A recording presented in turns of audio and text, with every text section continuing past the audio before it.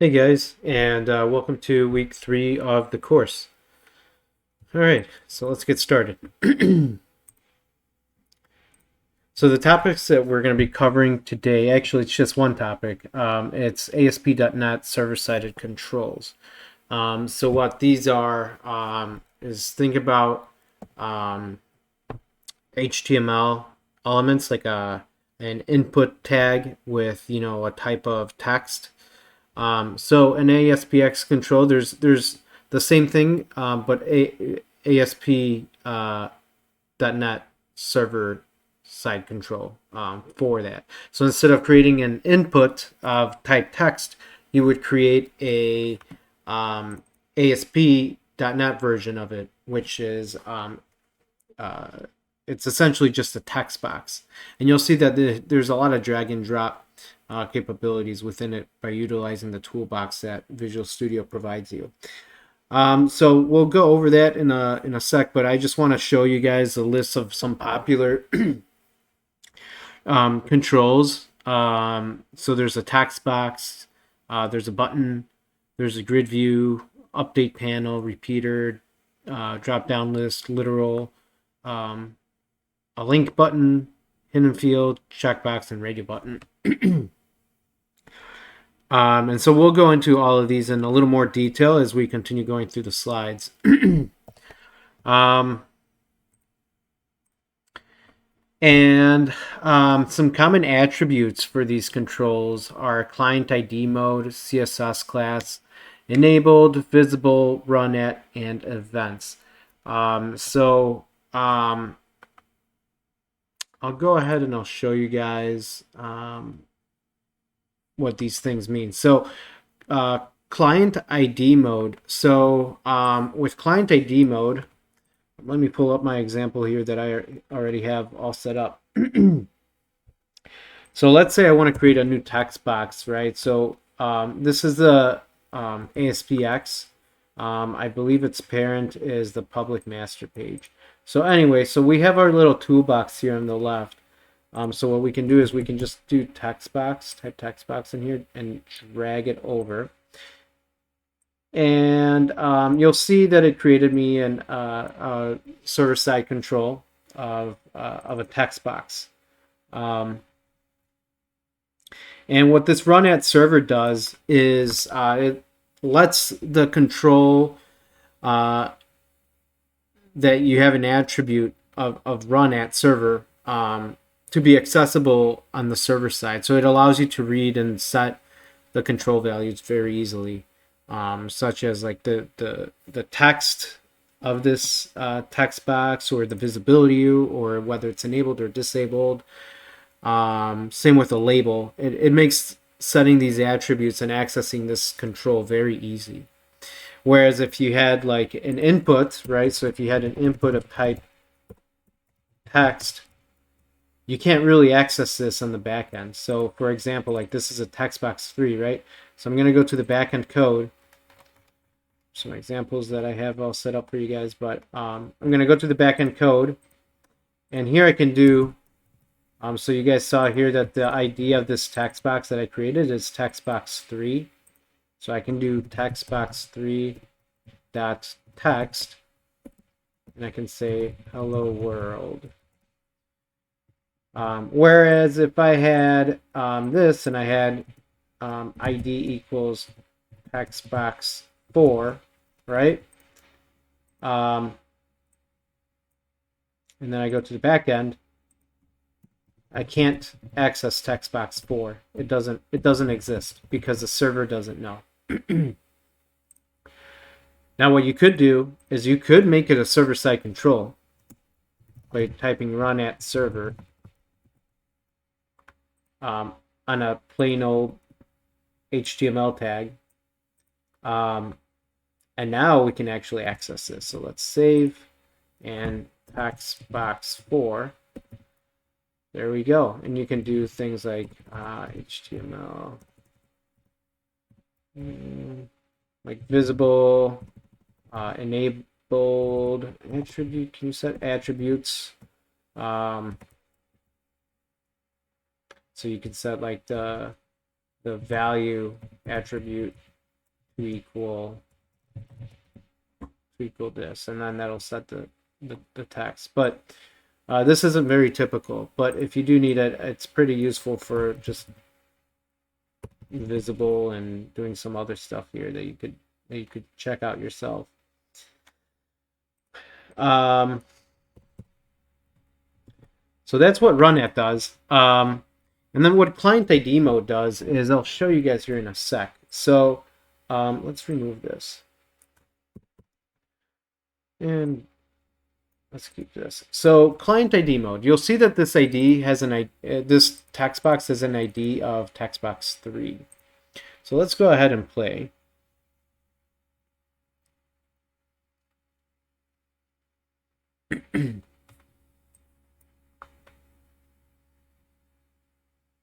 There's going to be a lot of stuff on the page because I have this preset up, but I'll go over it. But anyway, you'll see here that it created us a text box that says hello world in it. And it says hello world because in the back end, on the page load event, we told it to say hello world. And then if we go in here,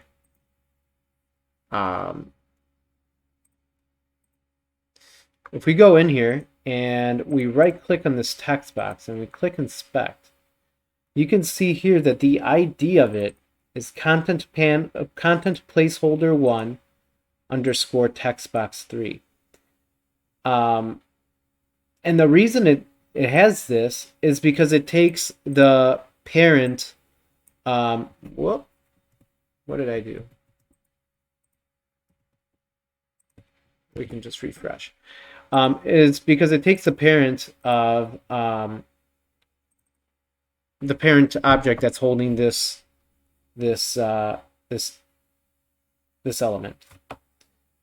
So like if we go here, to here, you'll see that this element is under content placeholder 1.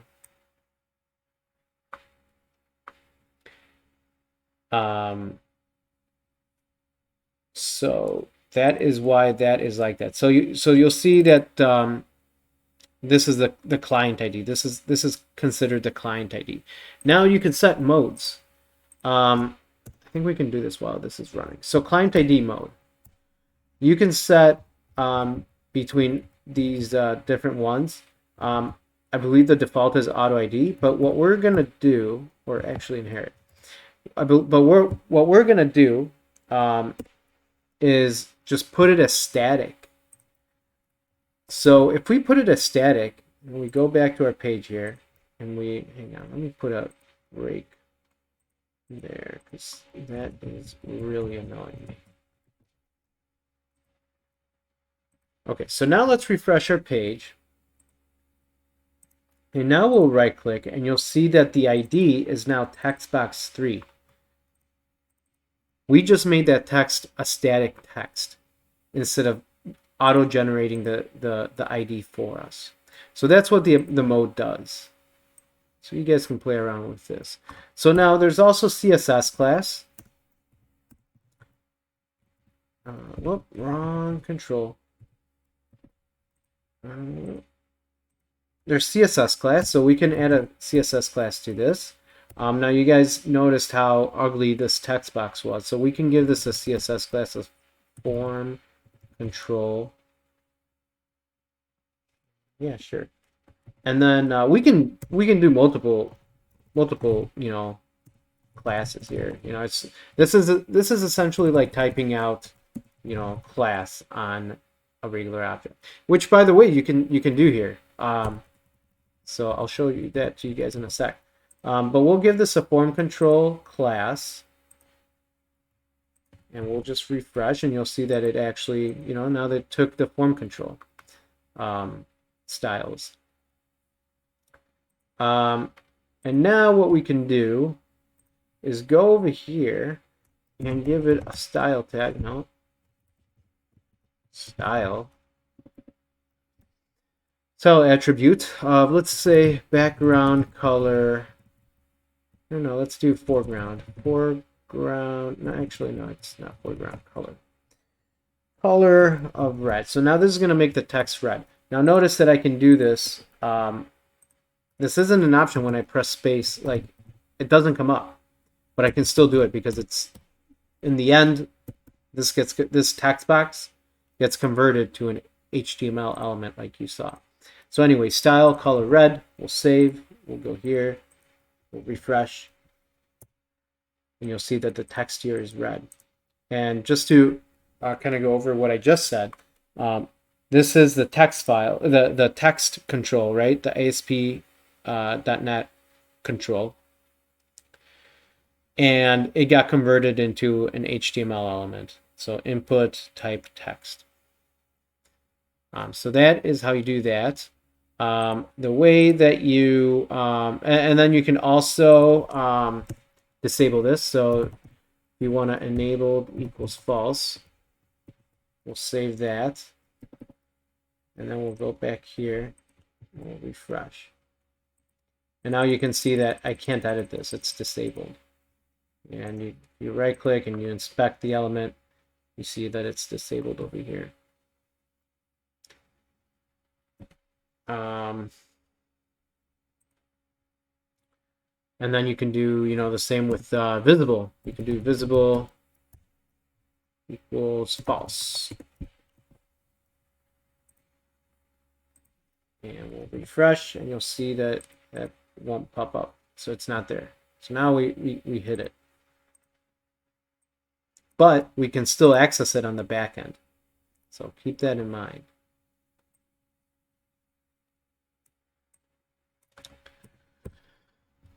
And then you also have, so let's add a button here. I'm going to demonstrate a simple event. So just so you guys know, when a page loads, there's an page load event that happens. So this is by default. Oh yeah, we gotta delete that. So there's a page load that happens. Now every time that the page loads, so when you have a postback or something, like let's say that you click a button, a postback will happen every single time. A postback will happen every single time. And what that postback will do is it'll refresh the page, and every time the page is refreshed, it'll hit this page load event. So if you only plan to do your to execute your code once, and so only when the page is loaded, you have to add if and then this page that is postback equals false. So if it's not a postback, that means that it's the initial page load. So this is saying that on the initial page load, do these three things. Otherwise, you can make it, you could add an else. Only when it's not the initial page load. So only on postbacks. Or you could do something like, just put it here in the main block and say like, execute this code every time the page reloads or initial loads. So that's for the page load event. So and then so you guys can see, so let's drag a button in here, and let's say that you want to do something when this button is clicked. There's a lot of events that you can do here. So you can do like so if you just type on, all these events kind of pop up for you. Most popular one is on click for a button, so that's kind of the one that I'm going to demonstrate. On client click is something that you can execute on the front end. So like you can put JavaScript code in here, and it'll execute the JavaScript code on the front end. So it's so it's pretty useful, but I don't think it's widely used. So let's go back to on. So here we have on click. So all we got to do is select that, press enter, and then here you can see that we can create a new event function, or we can attach it to something that we already have. But typically when you create a new element, so this is button 10, you want to create a new event for it. So we'll just select that. We'll save, and you'll see that it now created an event called button 10 underscore click. So let's go into our backend code, and you can see that it actually took us there, and that it created a button 10 underscore click function. So now whenever this button is clicked, it's going to execute this code block right here. So we can do something like, I don't know, if true equals true. Can we do message boxes here? No. Let's just do console write line. Actually, let's do response. Response dot write. And then say I am the response. So now every time that we click that button, it's going to write to our document, I am the response. So let's demonstrate that right now.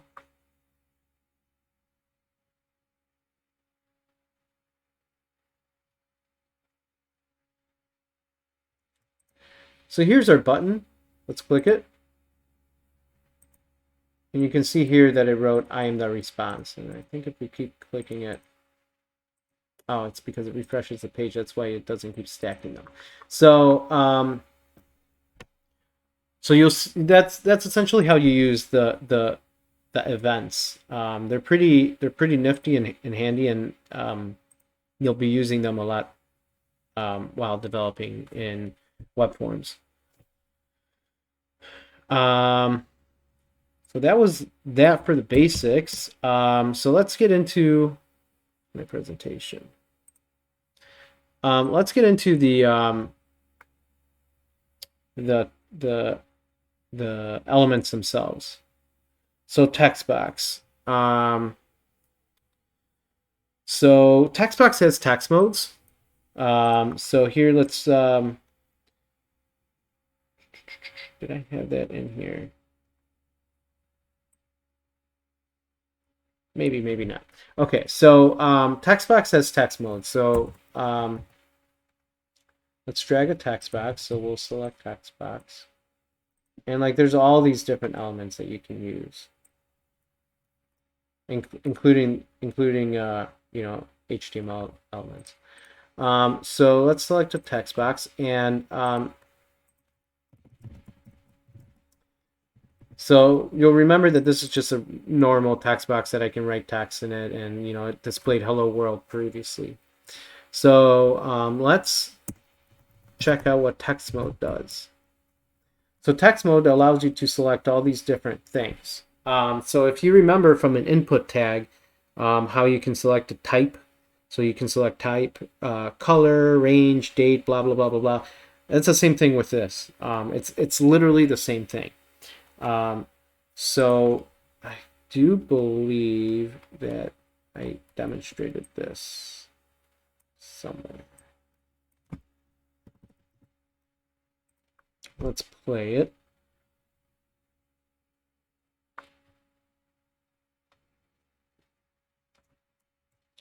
If not, then I'll just quickly demonstrate it. No, I didn't.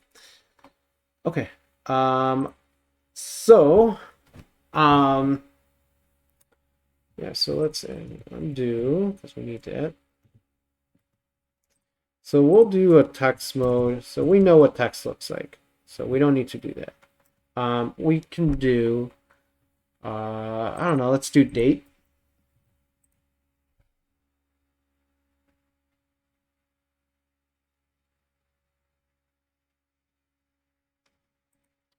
Here you can see that now this text box is of type date. And so if we actually right click it, you can see that it made the type be date. So it's the same thing with other modes. Like we've already covered this. So with HTML tags, so it's the same thing. It's the same thing. So let's move on. So the next is a button. So I already demonstrated a button. It has the event of onClick, which is what you'll primarily be using to execute your server-sided code.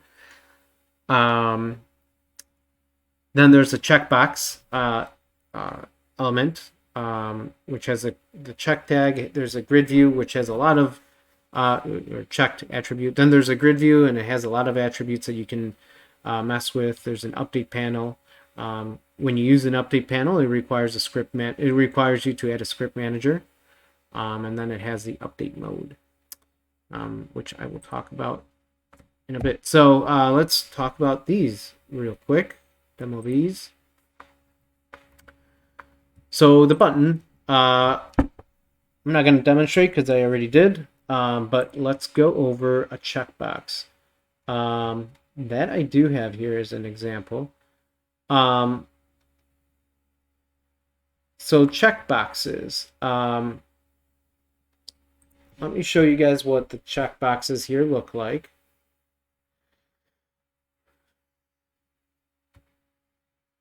That's right. Let's delete that. Oops.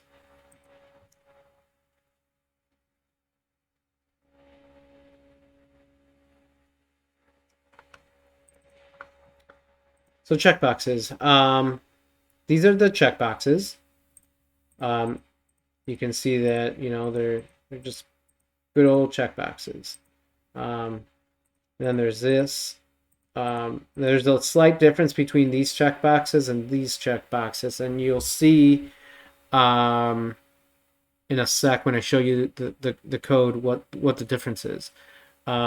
Sometimes you may need to use this style of text boxes, and by style I mean like the way that it's coded, not the fact that it's all on one line.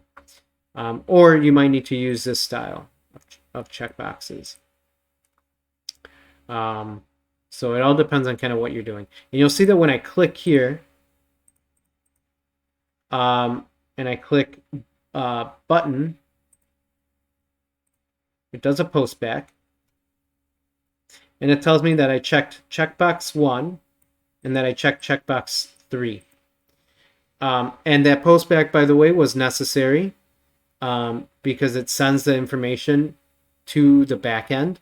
And it tells the backend, hey, a form was just submitted. This is what the form looks like, and that form has 2 checkboxes checked. And so then the server is like, okay, cool. What do you want to do with it?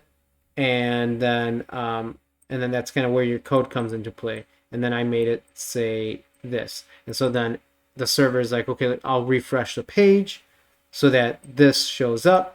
And so it did, and now I can see it. So that's that for those checkboxes. And then I can select these, and I think I named this 1, 2, 3. And then if I click button here, you'll see 1 and 2 are selected. And so let's kind of dive into these checkboxes here in the front end real quick. You'll see that the input has a value of 1, and this checkbox has a value of 2. So that's where this is coming from. And then you'll see here that there is no value. And you'll see here that there isn't a value either. And then here, this one doesn't have a value either. So that's kind of what I described about the 2 different ways. So let me show you the backend code.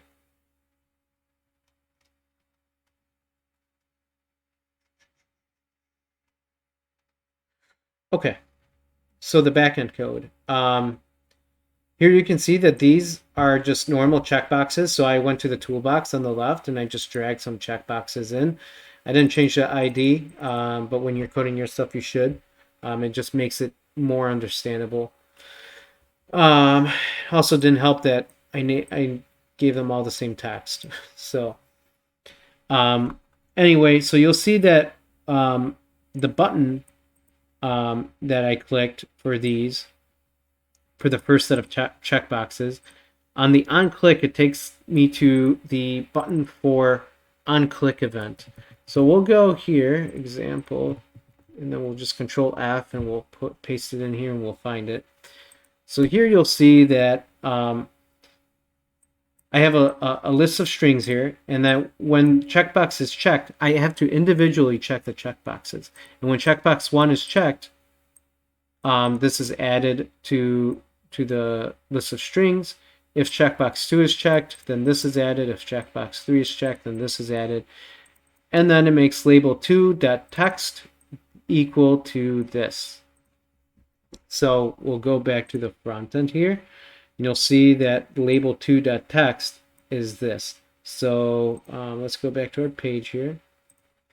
So these are our 3 checkboxes. This is label 2.text, and then this is our button 4. So whenever this is clicked, whichever ones are checked, it sets label 2.text to whichever ones are checked. So now let's check out the other way to do a checkbox, which is this.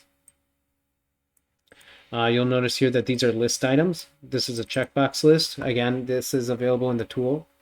What's not available in the tool is when you create this checkbox list, you have to press enter and then caret or less than, and then ASP list item. Don't select list item, select ASP list item. And then if you press space, you can see, that you have some attributes here that you can set. And then that's how you add a list item. And then the button, you'll see here that I have label 3, works very similar to label 2, and label 5, or button 5. So we'll select this. We'll go to the backend code. And so here we have a list of selected, a list of strings called selected. And then for each item in the checkbox 1, checkbox list 1 that items, it's in the list. If it's selected, so if it's checked, then add that to our list and then display that in label 3. Display the values, item.value. So that is that for checkbox. So now let's go into grid view. So what a grid view is, let me show you guys. Also, before we go into grid view, I want to show you guys something with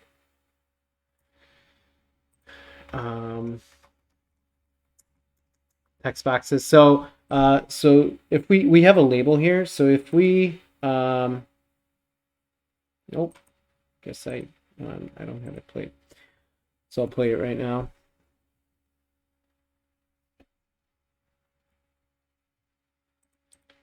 So we have a label here, and then we can click it, and what that's doing is it's selecting this because of the 4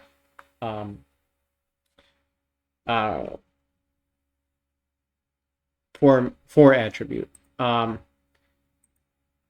actually, you know what? Let's cover this later because I just realized that I have a slide for this. So okay, so let's go into grid views. So grid views are a table essentially, and you can bind data into them. So like, let's say that you select a bunch of rows with data about a person's information from the database.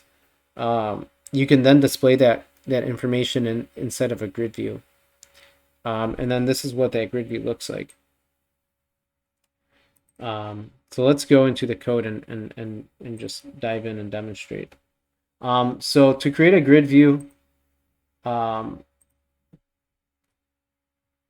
you know, same thing. You go to grid view, type grid view in here, you just drag and drop. Grid view has a bunch of options. So the cool thing about grid view is that you can create pagination with it. It has pre-built pagination that you can utilize, or you can create your own pagination through it. And that is kind of displayed right here. So allow pagination, allow paging, true.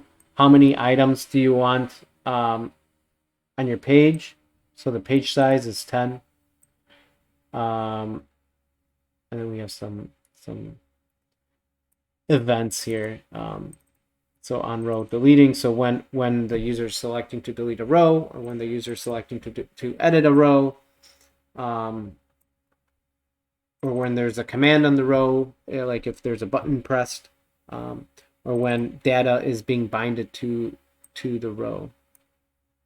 Those are the events. But anyway, so the way that you create a grid view is you just do create the grid view, and then you got to add columns because a grid view has columns. And what some of the things that you can do, again, you have to press the caret to add these. I don't think these are available in the toolbox. So you kind of just got to know to press the caret for this. And so what a bound field is, actually I have it here. So a bound field, it will grab and it will implement the data from the source list. So for instance, here I have data field ID. Now let's go to the back end. And so on the page load, the way that it's loading the data is because of the page load. You'll see that on the page load, let me delete all this garbage. You'll see on the page load event, I have a bind grid view that happens once, right? Let's go to it by pressing F12. You'll see that I'm setting the data source. It can be, I'm setting it from a view state. We'll go over this in a future lesson. But just know that you can do this. Setting it from a view state, the data source. So the view state of users is just a list of users. So here you go. This is a list of users.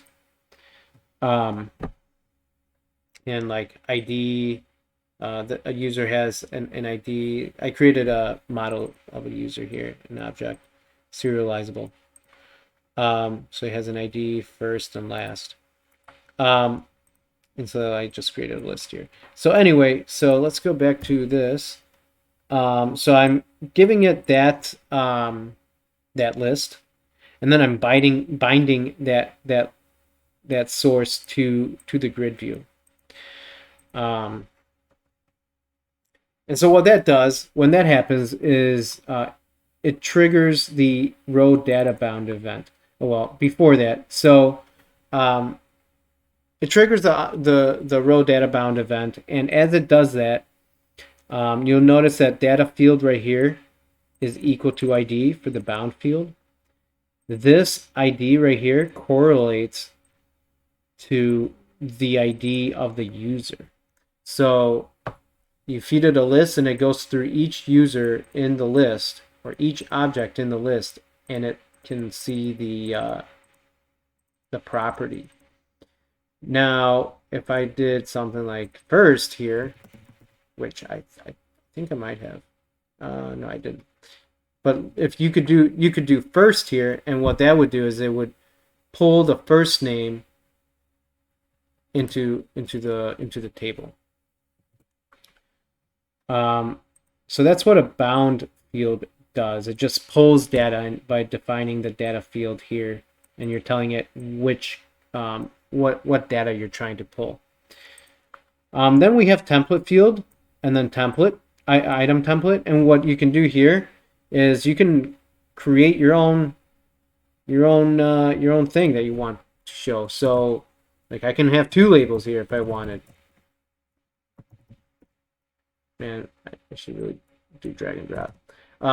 Two labels here if I wanted, or if I wanted a label and another label, or a list box, or a drop down list, or a checkbox, or a calendar, or anything here, I could add that in here because it's a custom template that you're creating. So here I have this label called user ID. Here I have this label called username. And each of these items, each of these column items have a header text. So you don't have to provide it, but if you provide it, this is what the header of the table is going to be. Let's play.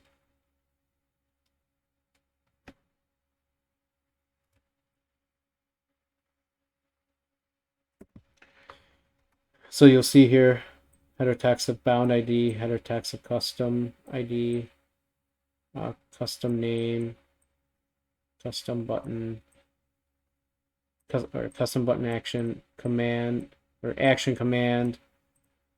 This is why it's important to style, because I don't know what column is named what.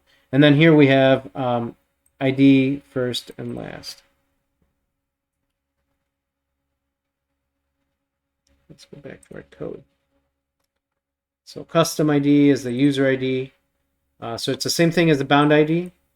And you'll see this is being set in the back end. This is also being set in the back end because it's not a bound field.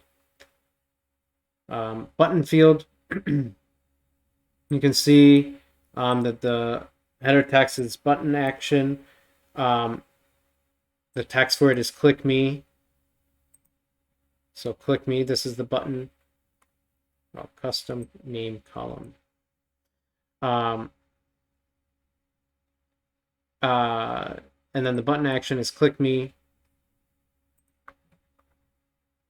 And then we have a command field, which allows you to, so I just put all these on here just for fun. It allows you to delete, it allows you to edit, it allows you to insert, it allows you to select button. And here's all the things that it, by setting those to true, those attributes, it gives you all these functionalities. I think I only coded delete though.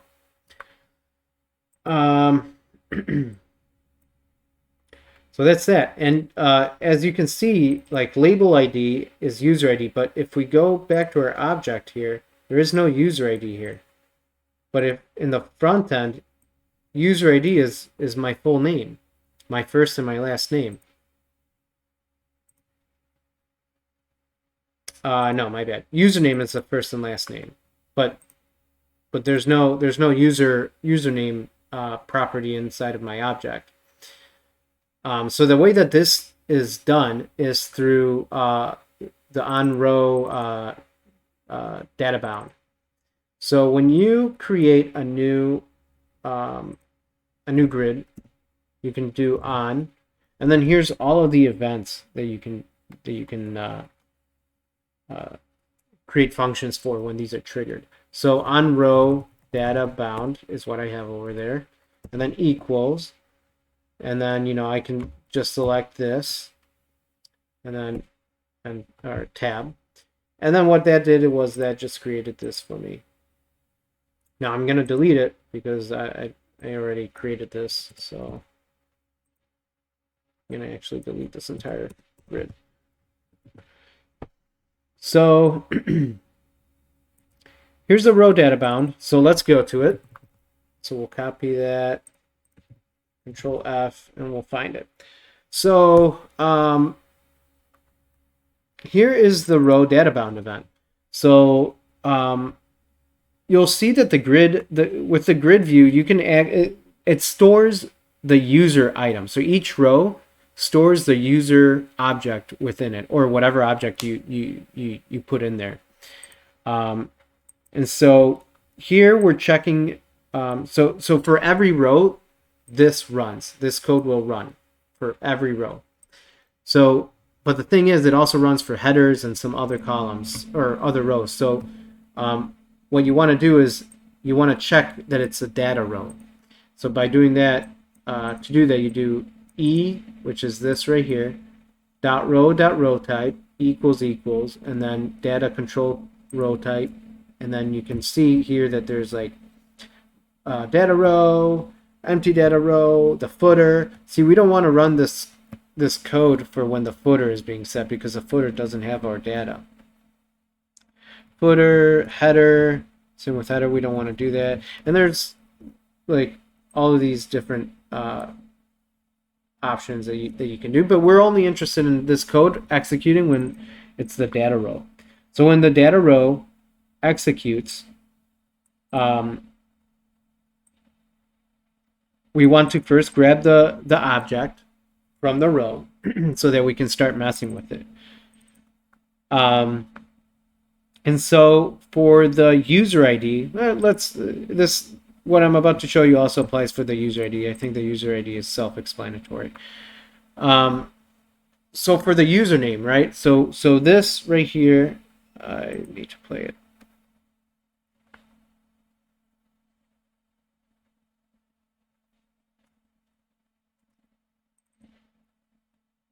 So this right here is the username. right? That's what we made the username. You can see that because of this. And we set that by setting this labels text to be whatever I want it to be. So in this case, I want it to be the first and last name. So to do that, we need to grab that label. So we have a label here. If we had a checkbox, we would have to do, if we had a checkbox there that we wanted to manipulate, we would have to do this, checkbox, and then check, I don't know, box, whatever you wanted to name it, and then checkbox, e.row. And you need to do this right here because you need to cast this e.row.find control. Right now it's just a control object. You need to cast it to a label object. But you would do e.row.find control. And then right here you put the user, the ID. You put the ID of your element here. So in this case it's user name. Now for if I created a checkbox, I would give it the ID of whatever. But anyway, so this is just an example. So label, I'm naming this username. I can name this whatever I want. And then find the control. And then find this ID is what I'm telling it to do. So find this ID. It grabs that control. And now I can set its text. I can make it hidden. I can change its color. So here you can see that I'm setting the text of this to be the user's first and the user's last name. You could set the username that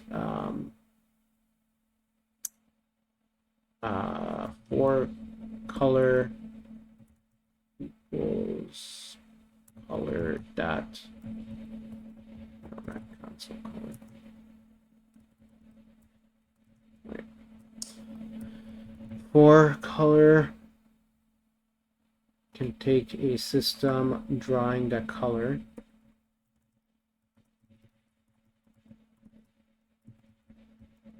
Let's do red. I don't know why I like red. And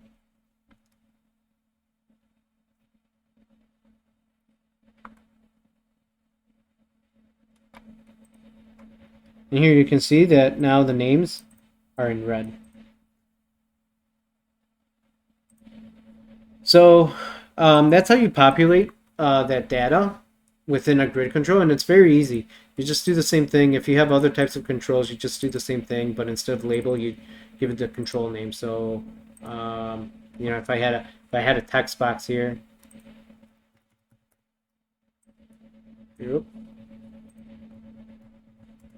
I had a text box here with an ID of text 3, I would just do this. So my text box. We would do text box. This, I believe it was text box 3. Yeah. And so, you know, same thing here. Hello.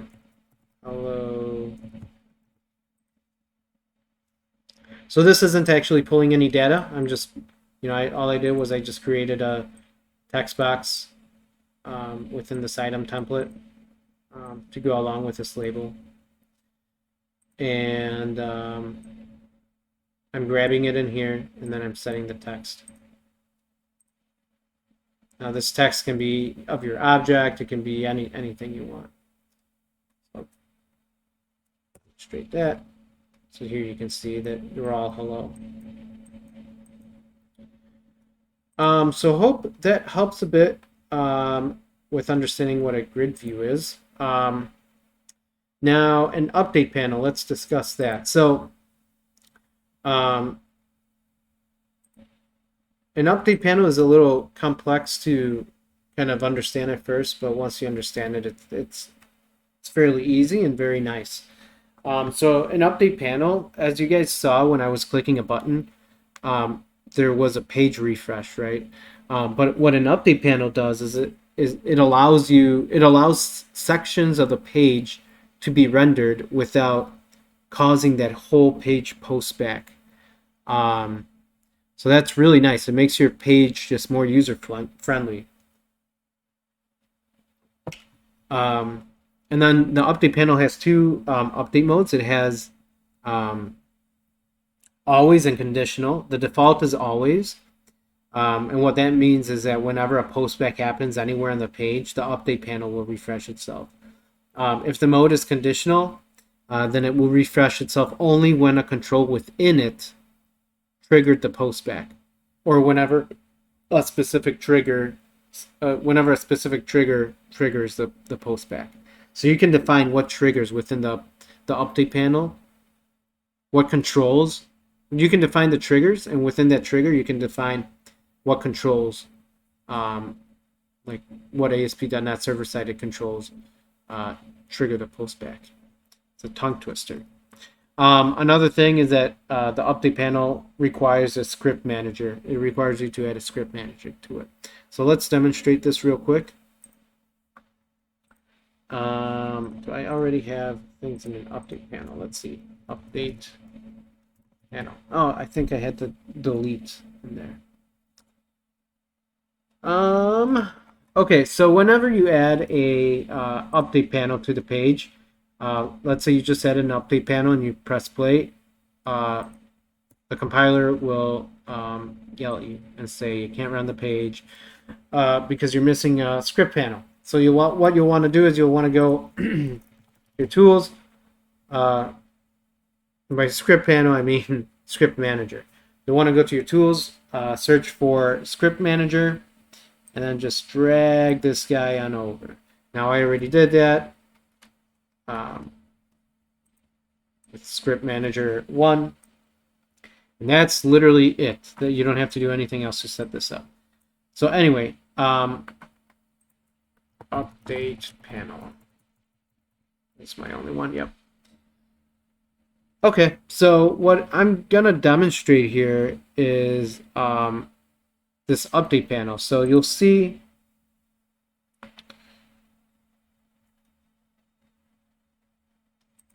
here button clicked on A, right? So what you guys saw was when I click a button, right, it does a whole page post back, like this whole thing happens, right? So this is inside of an update panel, and this is what the update panel looks like. Again, you can drag and drop this from a from the toolbox on the left, and you will have to do the caret and then add content template, and then the end content template here, and within that you can throw your objects that are going to be automatically refreshed. So here we have the update mode of conditional, which is telling it only refresh when something inside of here triggers a postback. So for instance, in that case, it will be this button. And the purpose of this button, when it's clicked, let's go to update panel button. You'll see that all it does is it updates the update panel label, the text of it, to say button clicked and then the time of when it was clicked. So, and this is the update panel label. So let's go back to our code. This is the update panel label. This is the update panel button. And you'll see that when we click this, it didn't cause a whole page post back. You'll see here, I'm clicking it and the seconds here is incrementing. And this is really nice and it's user friendly. It's not causing a post back like how it would if I were to press this, right? So that's what an update panel does.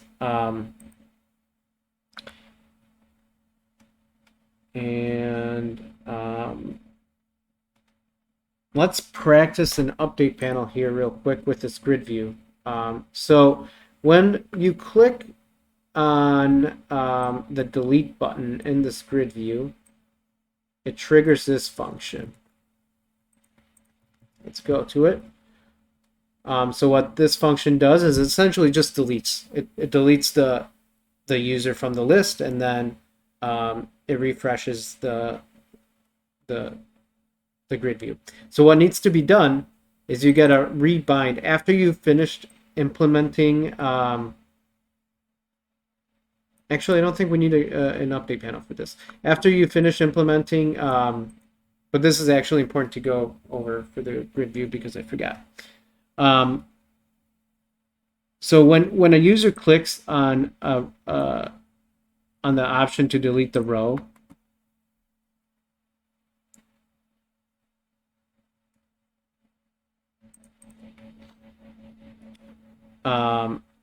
it will trigger this row deleting function because we have the event here on row deleting. And what that will do is that we're going to grab the row that the user clicked, and we're going to grab the ID of that row. So it's the user ID. So it's, I believe the user ID was this column, right? The second column. And it's going to grab that ID, and then it's going to iterate through each user and grab that user. Now, the reason that we aren't removing the ID from the list, the user ID, I guess we could. Oh yeah, because we're removing the user. We're not removing it at an index. So we're grabbing the user here. We're finding what user it is. And then we're deleting that user. If you do remove at and then you remove the index of user ID, that may be incorrect because the ID, the user ID, this ID here does not correlate to the index of this list. So like this can be user ID 1 million, 2 million, 3 million, but this index is 0, 1, and 2. So that's why. Let's go back. Where was it? Here. And then we remove that user, and then once we remove the user and we make the changes that we need, we rebind that list. So here we say, okay, here's the data source again. Bind it. And so you'll see here, when we go ahead and we delete, let's say the middle one, I guess we can throw this in an update panel. So it deleted that. And like we can delete this and this. So now we have an empty grid view. So let's actually boom, update panel. Oh, what am I doing? Update panel.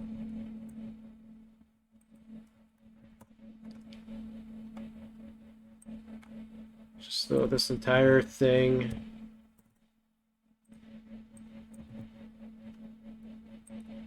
Here, format it.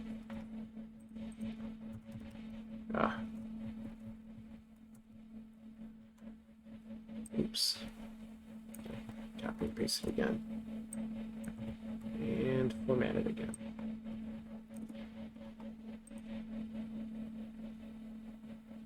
Okay, so we just threw this in an update panel.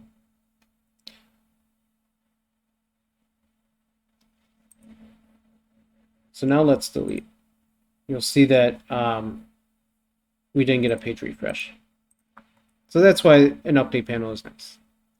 Also, another thing about grid views, I'm jumping around, my bad, is you'll notice that I don't have as many columns as it's listed here. So let's go back and look.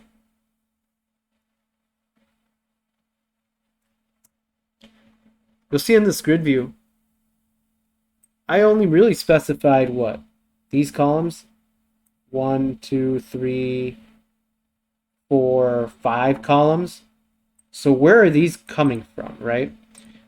So those are auto-generated columns. those are, if you don't specify that you don't want the columns to be automatically generated, Visual or ASP.NET will generate the columns for you, and these columns correlate to our object over here. ID first and last, ID first and last. So what I need to do here is I need to go here into the ASPX file. Anywhere here is fine for the grid view control, and just auto generated columns, and then false, because I want to implement my own columns. Now, if you don't care and you just want a table straight from the database or straight from your object, then save yourself the trouble and just let it auto generate.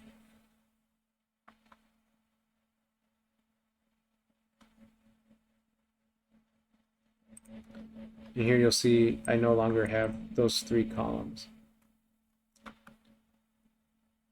So that is grid view / update panel.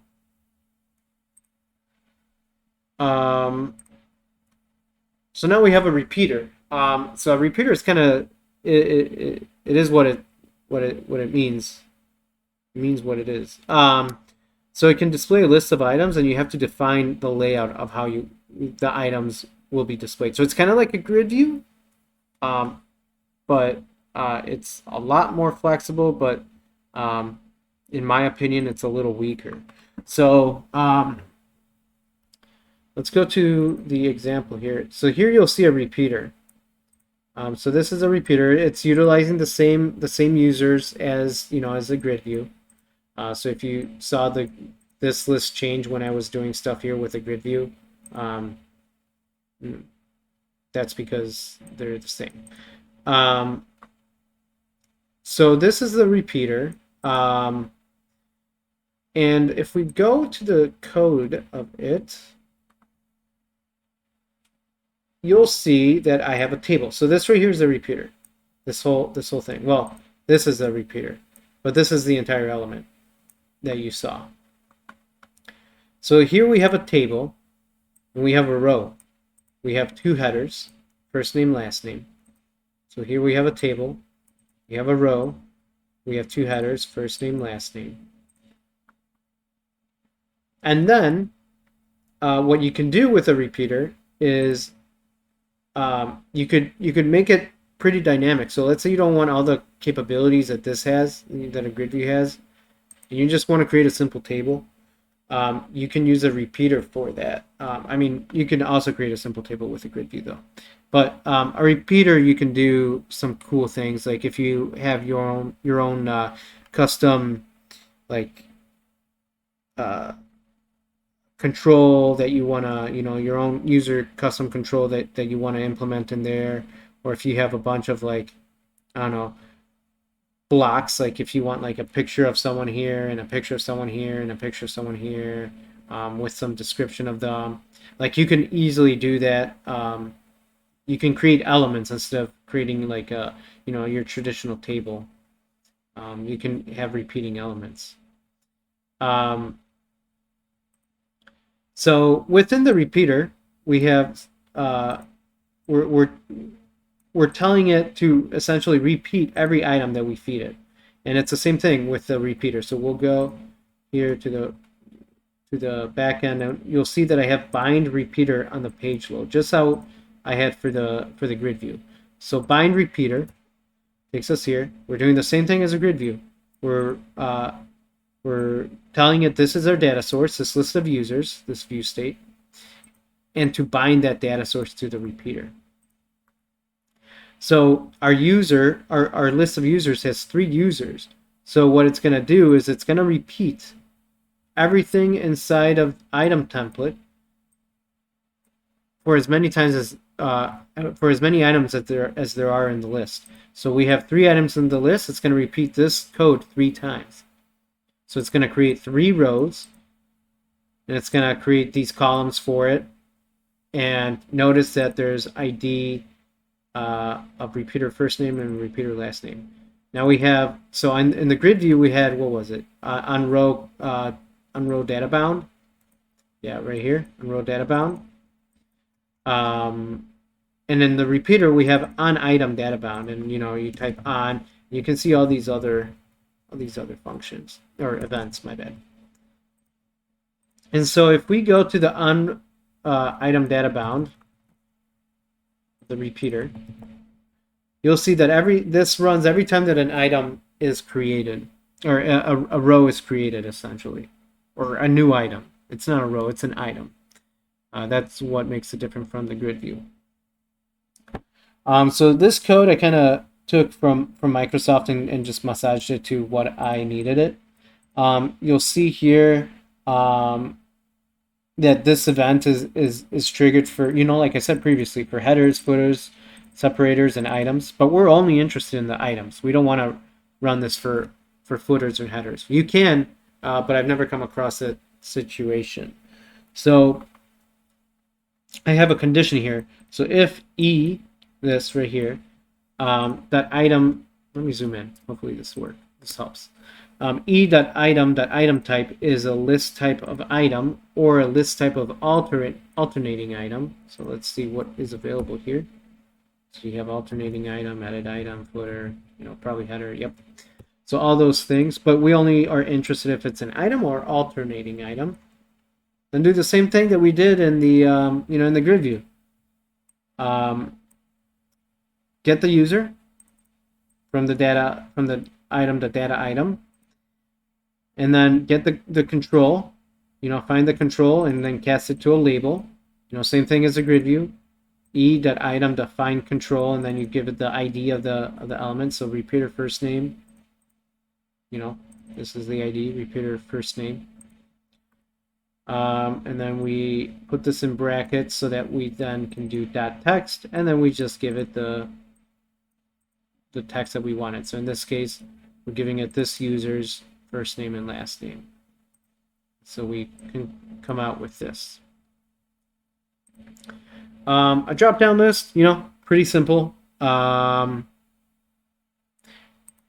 Just a good old drop-down list. The way you do that is drop-down list. Same thing here. You can drag and drop drop-down list.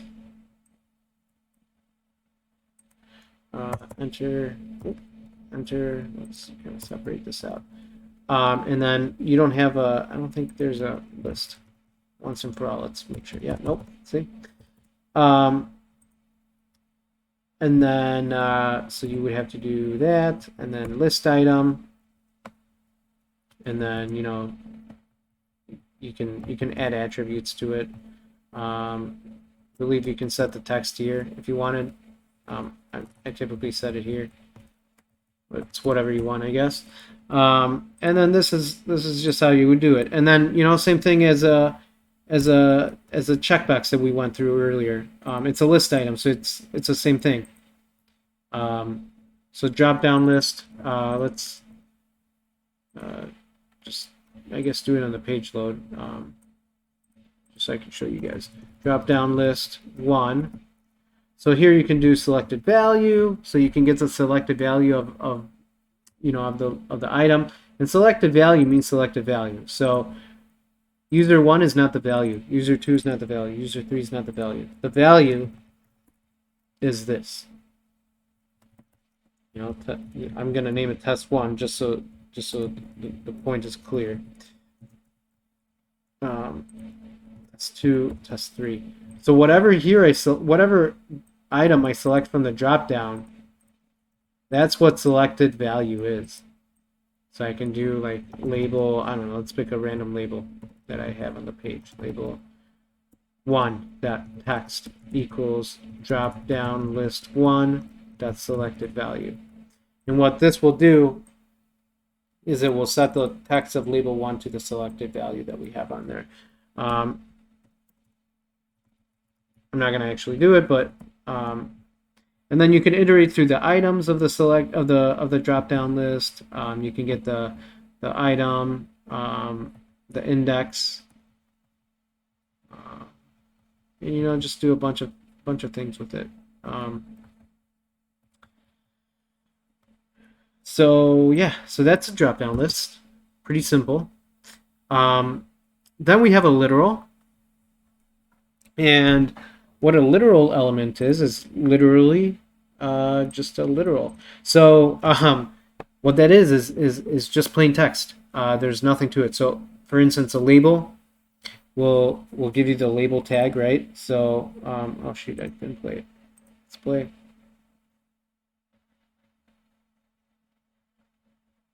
So a literal doesn't have any styling. It doesn't have any HTML tags. You can put HTML code inside of it if you want. You can use it as a way to inject HTML into your front end from your back end. And so this right here, this alert that you guys have been seeing this whole time is coming from a literal. So well, let's scroll down. Okay, so this is a literal right here. You can see if I inspect it,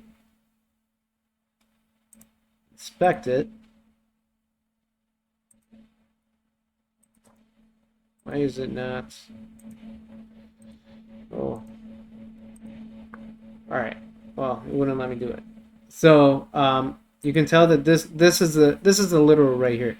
So it doesn't have any HTML tags. It's a literal. And the way that you do a literal is you just, you know, in your toolbox over here, you just search for literal and you drag and drop it. Now, the cool thing about a literal, one thing to note about a literal, though, is it's not a web control, which is why it doesn't have any HTML tags when the page is rendered. So, just so you guys know. But the cool thing about literals is that it has modes.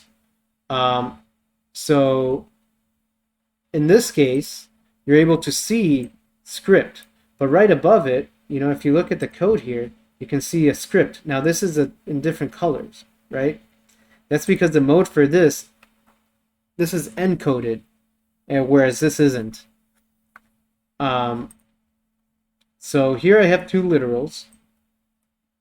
The top one is not encoded, and the bottom one is. So what you're seeing on the front end here, what you're seeing here is the one that's encoded. So this doesn't let any script tags through or anything like that. It's encoded. Whereas if you didn't encode it, you could inject HTML, you can inject JavaScript, you can inject anything into it really, and it will execute that code. So here you can see that I injected a text. In the text of it, I injected a script tag that says alert and then test. An alert is used in JavaScript to just pop that message up that you guys have been seeing all along. So instead of test, let's see, hello, I am an alert. Save. Just refresh. You see, hello, I am an alert. And then for this, let's do I am a test alert. That won't work. Save, refresh. And here you'll see script I am a text alert. That won't work. So that's how you can use literals. There's a lot of uses for them. Just, you know, be careful if you load stuff from the database into your literals,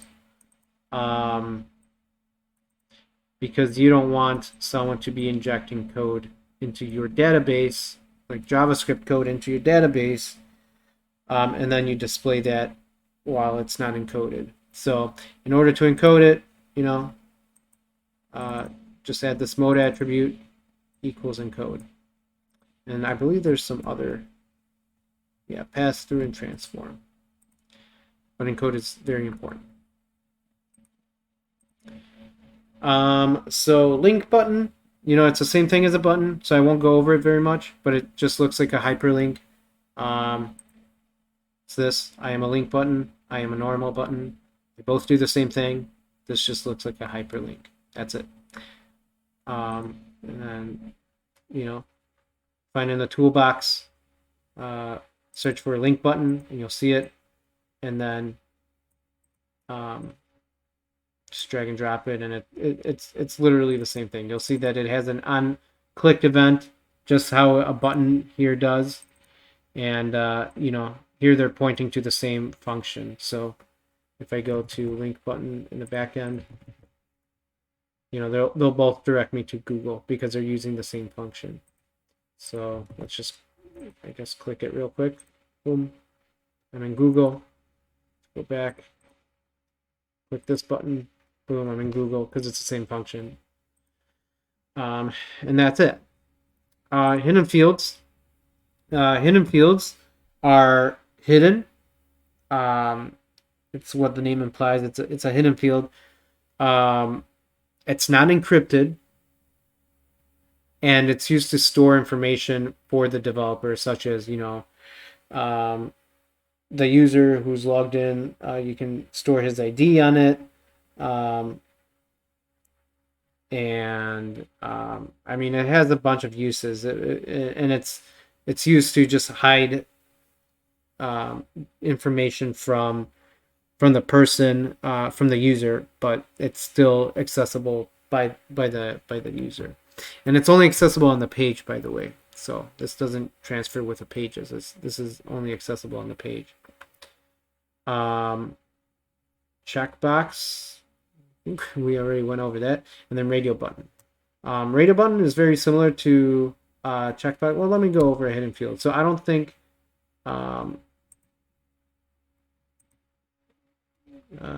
current slide. So I don't think I have a hidden field implemented in here, but let's see. Nope. Okay, so let's just implement one real quick. Search hidden field. Drag that guy over. We can set it here. Actually, yeah, it's value. Hidden field has value. I am value. Or you could set it like on a button click. Like hidden field 1 dot value equals, I don't know, whatever. Or you could set it, on the page load. It doesn't matter. Like,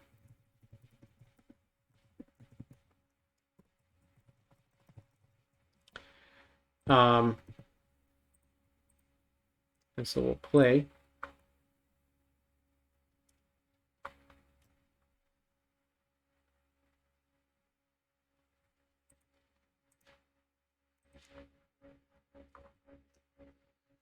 And let's just go here. Here you'll see hidden field 1. So the input type is hidden. And the value is this, which is what I set it to be on the page load. So, again, it's useful for storing information because now you're able to access this. Like let's say for some reason you want to maintain the last button that was clicked. Well, then you would set on every button click, you would set the hidden field input, the hidden field value to the name of the button, right? And then you could do some logic based on that. So like on another button click, you could do if the button was login or if the button was sign up or whatever, then do different things. And you can check what button was pressed by checking the hidden field. Or if I guess the last button doesn't make sense because that you would just check the event that got triggered just now. But I guess if you wanted to keep track of what the first button was or whatever, you could do that, and then you could just access the hidden field. But again, it's not encrypted, so don't store passwords and encrypted stuff in it, because that is not good. So checkbox, we went over that already a lot. Let's go over radio button. It's very similar to a checkbox. And, So, just like how a checkbox had two different ways to do it, a radio button also has two different ways to do it. Let's get out of the source.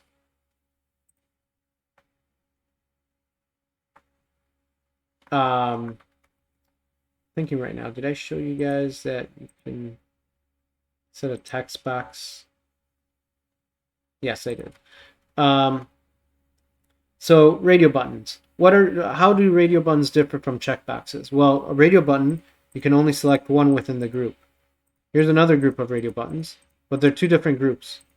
So I can select two, but I can't select two within the same group. Whereas a checkbox, you can, right? And then to determine, same thing. To determine like which one I checked, just click the button. And here you can see that I selected checkbox 1, or radio button 1. You can see that the input value of this is 1, this is 2, this is 3. And so here we'll click this button for those radio buttons. You can see that radio button 1 was checked. And radio button 2, radio button 3, it would say that depending on which one is checked. So let's go quickly into the difference between this and this. I'll tell you guys right now that this is a radio button list, and then these are individual radio buttons given the same group. So this is a radio button list with a 1, 2, 3. You'll see, same way, search radio button list on the toolbox, drag and drop, and then enter here to create a new line, and then just open caret, and then just create list items, value, and add values to them. And then here you have the label and the button for it. So whenever you click button 6, which is the button for the list, for the button radio button list. So for this, whenever you click this button, it triggers button 6 _ click. So let's go to that, and this is a one-liner, right? Text box or label 4.text equals radio button list 1.selected value. Pretty simple, makes sense. Make this the selected value of this entire group. Simple, makes sense, one line, cool. Now let's look at what this is. So this is a list of radio buttons, but it's individual radio buttons. So it's not a a radio button list with list item. These are individual list buttons. And I grouped them together by giving them the attribute of group name. Now is this a group?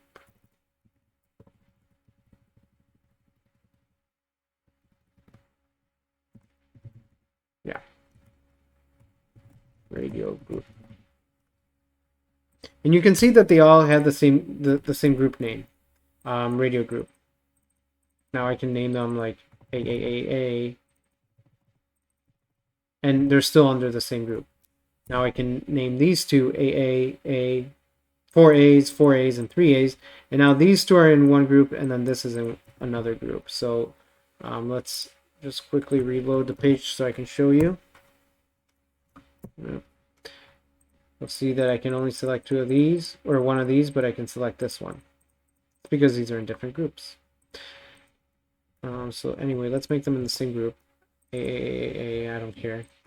And how do we know which one is checked, right? How do we know? So the way that we do that is when the button is clicked, so in this case it's button 7,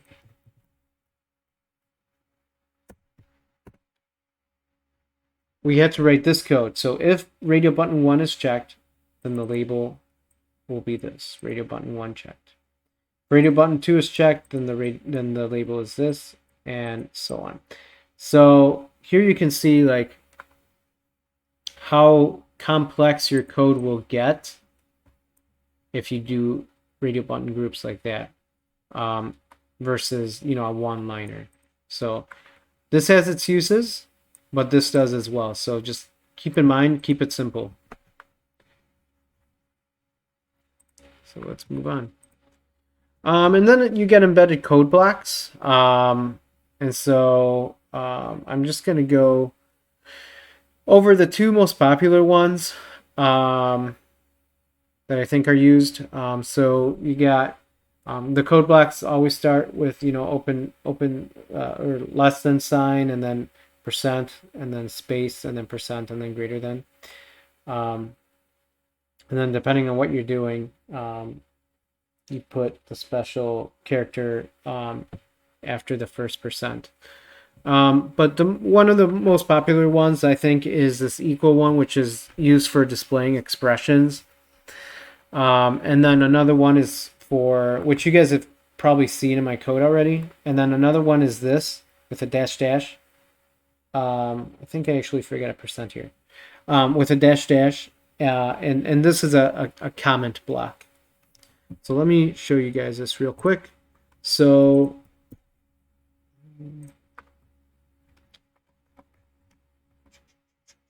this is an HTML comment. But if I wanted to comment this out, you can see that Visual Studio creates a comment block for me by clicking this comment out selected lines. And so this does exactly the same thing, but it comments it out using ASP.NET's comments. The difference about these two is this you can still see in the front end when it's rendered, whereas this you can't. So so this comment is actually right above the checkboxes, or right below the link button. So let's check that out. So you'll see in the front end that this is rendered, but this isn't. So let's refresh the page. Yep. Okay. So let's right click here. So here you see that there's a comment, that comment, but you don't see that other comment that we commented using ASP.NET's comment code block. So that is that for that. And then we have the yeah, here you can see that I added a bunch of comment code blocks. Then we have the way to display expressions. So take this label, for example. Here we have a label, just a normal HTML label, and here we have a text box, an ASP.NET text box. So as we went over this in the beginning of this video, this ID is auto-generated. So this will be like content placeholder 1 _ name, right? So depending on what you do, you may want that, or you may want it to be static. So you don't want to have to care. So right now, let's see what it is. So right now, the ID of this text box is content placeholder 1. And you'll notice that when we click this 4, or this label, the 4 is correct, right? Content placeholder 1 _ name. The 4 for this label is correct. How is this correct? Is because of this. So you'll see here this label has the 4, and then the quote marks has how you normally would. But here we have this this code block right here that says insert the name, so ID name, the text box's client ID. So here we can name it my cool text box, right? Insert my cool text box's ID, regardless of how the ID gets rendered. So I wonder if this is going to break anything in the back end. Nope.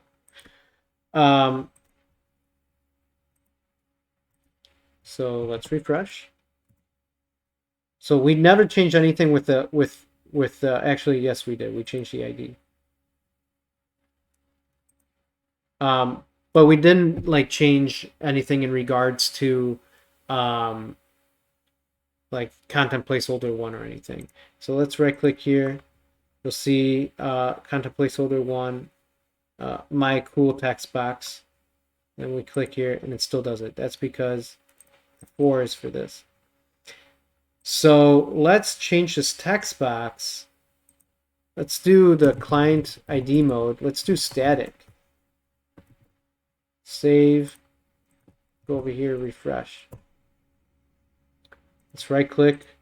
So you'll see that now the ID is static, right? It's my cool text box. It doesn't have the content placeholder 1 underscore my cool text box.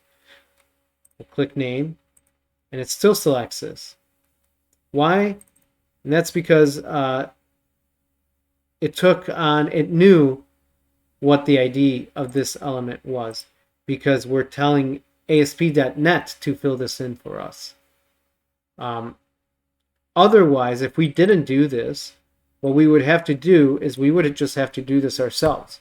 We would have to do my cool text box if we didn't use that code block. And then if we didn't use that code block and we had this ID be, automatically generated like this by removing that, now we would need to provide, because so let's actually reload this real quick. Now clicking name doesn't do anything because the ID is content placeholder 1 underscore my cool text box, but the label here is still for my cool text box. So what you have to do is you have to go over here, select this, copy it, and manually do this. Whereas all this can be done for you automatically. So now it works. But again, it's better to have the blocks in this case. My cool text box client ID. So anyway, I hope you guys enjoyed this lesson, and I hope that you guys learned something out of it. And feel free to post any comments or anything that or questions that you might have. So thanks. Have a good day. Bye.